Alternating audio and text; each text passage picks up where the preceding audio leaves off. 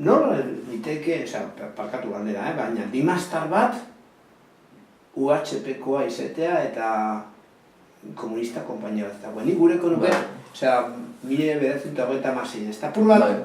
Kontau, amak esan daulen, ez? Hori ez dugu grabatu, ez da? Bai, joten ziela dana galdaka Nebarreba guztiak joten ziren arreban nauzi zen baserrire, zelan izan dizena?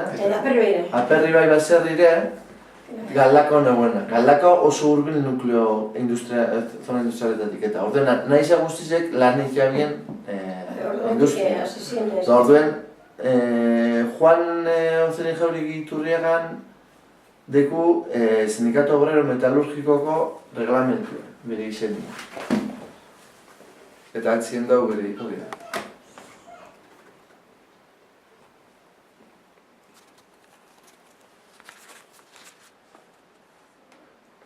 Bai, eta orduen,